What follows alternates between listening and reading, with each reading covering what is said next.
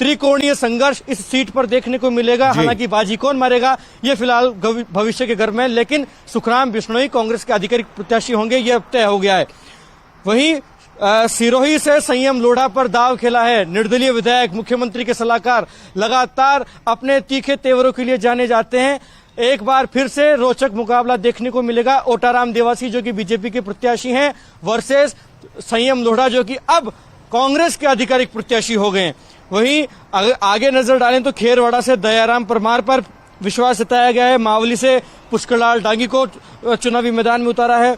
सलम्बूर से रघुवीर सिंह मीणा पर पार्टी ने दाव खेला है। घाटोल से नानालाल नीनामा पर दाव खेला गया है। बांसवाड़ा से अर्जुन सिंह बावणिया को फिर एक बार चुनावी मैदान में उतारा गया है, वर्तमान सरकार में मंत्री हैं। निम्बाहेड़ा से उदयलाल आंजना को चुनावी मैदान में उतारा गया है। उदयलाल आंजना वर्तमान सरकार में मंत्री, मेवाड़ में कांग्रेस का बड़ा नाम, फिर एक बार उन पर विश्वास कांग्रेस ने जताया। और मांडल से मंत्री रामलाल जाट को फिर एक बार चुनावी मैदान में उतारा गया है। और अंता से प्रमोद जैन भाया को चुनावी मैदान में उतारा गया। तो एक और खबर पर हमारी मुहर लगी है रविंद्र। हमने आज बताया कि तमाम मंत्रियों को जिनको कल घोषणा नहीं की थी उनका नाम का ऐलान भी होगा। तो आज की इस सूची में अधिकांश मंत्रियों को जगह दी गई है। कल उन तमाम मंत्रियों के जो समर्थक थे उनमें इस प्रश्न का कौतूहल था कि क्या उनको उन पर विश्वास पार्टी जताएगी, क्या उनको टिकट दी जाएगी क्या, या फिर उनके टिकट काटे जाएंगे। लेकिन अधिकांश मंत्रियों को कंटिन्यू रखा गया है। मतलब मुख्यमंत्री अशोक गहलोत का वीटो कहीं ना कहीं काम आया है और मुख्यमंत्री अशोक गहलोत की चली है इस लिस्ट में, ये साफ तौर पर नजर आ गया। हालांकि बीजेपी ने 124 सीटों पर अपने प्रत्याशियों का ऐलान किया था।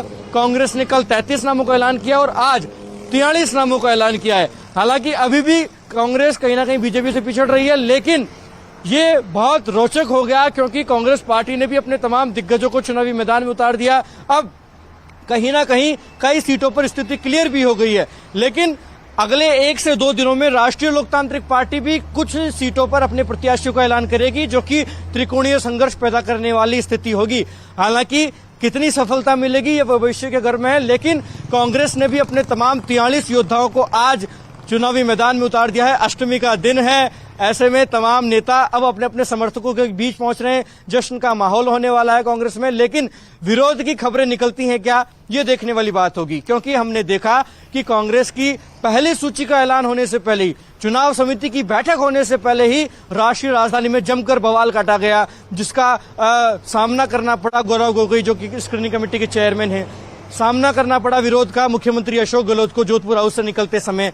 ऐसे में अब देखने वाली बात होगी कि जिस प्रकार से आज सुबह से ही भारतीय जनता पार्टी के जिन प्रत्याशियों का टिकट कटा है उनके समर्थक विरोध कर रहे हैं। ऐसे में कांग्रेस पार्टी के जिन नेताओं का टिकट कटा है या जिन पर विश्वास पार्टी ने नहीं जताया, उन नेताओं का रिएक्शन क्या होगा, ये इस पर सभी की निगाहें हैं। लेकिन इस वक्त की सबसे बड़ी खबर यही कि कांग्रेस ने पहली सूची 33 नामों का ऐलान किया था और दूसरी सूची में 43 नामों का ऐलान कर दिया है, जो कि इस वक्त की सबसे बड़ी खबर है। और न्यूज 18 पर ही हम इस वक्त ब्रेक कर रहे हैं। रविंद्र, बिल्कुल लखवीर, इस लिस्ट में या कहें कि दोनों लिस्टों को अगर मिलाकर देखा जाए तो एक बात साफ आ रही है कि ज्यादातर सिटिंग मंत्रियों के या कहें कि एमएलए के टिकट बरकरार रहे हैं।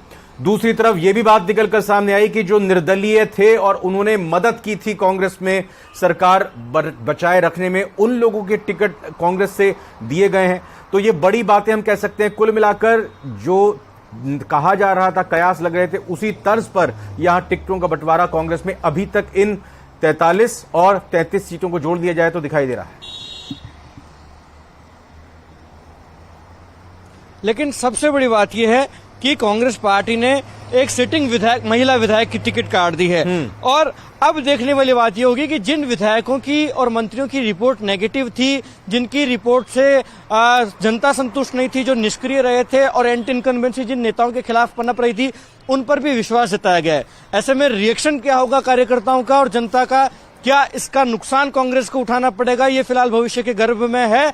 लेकिन कांग्रेस ने अपने तमाम मंत्रियों को रिपीट किया है, अपने तमाम विधायकों को रिपीट किया है, और जिन नेताओं ने निर्दलीय विधायकों ने समर्थन दे रखा था कांग्रेस पार्टी को, उनको भी कांग्रेस में शामिल करवाते हुए टिकट थमा दी है, चुनावी मैदान में उतरने का हरी झंडी दे दी है। लेकिन रिएक्शन क्या होगा, क्योंकि ओम प्रकाश हुड्डा को महुआ से चुनावी मैदान में उतारा गया है।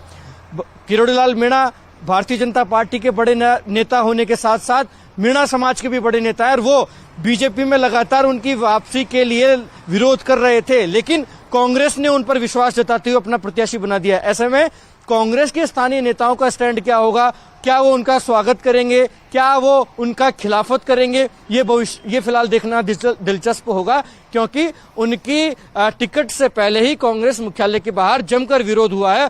दल बदलू के आरोप उन पर लगाए गए हैं और साफ तौर पर कहा गया है कि इनकी निकटता कांग्रेस के साथ होने के साथ साथ ही मुख्यमंत्री अशोक गहलोत के करीबी माने जाते हैं और मुख्यमंत्री अरविंद केजरीवाल के भी करीबी हैं। ऐसे में दल बदलू को स्वीकार नहीं किया जाएगा, लेकिन कांग्रेस ने टिकट थमाया है, उसका रिएक्शन क्या होगा ये देखना दिलचस्प होगा। वहीं संयम लोढ़ा जो कि गांधीवादी विचारक माने जाते हैं, कांग्रेस में उनकी निष्ठा है। हालांकि पिछला चुनाव निर्दलीय लड़कर जीतकर आए थे, गहलोत सरकार को समर्थन दे रखा था। सीपी जोशी जो विधानसभा के स्पीकर हैं उनके विश्वस्त माने जाते हैं, उन पर इस बार पार्टी ने विश्वास जताते हुए कांग्रेस के सिंबल पर चुनावी मैदान में उतारा है। हालांकि उस सीट पर क्या कुछ परिणाम होंगे ये देखना दिलचस्प होगा, क्योंकि ओटाराम देवासी जो पूर्व मंत्री हैं उनको बीजेपी ने अपना आधिकारिक प्रत्याशी पहले ही बना दिया है। बाबूलाल नागर की अगर बात करें तो दूदू अब जिला हो गया है, जो कि आज तक पंचायत थी।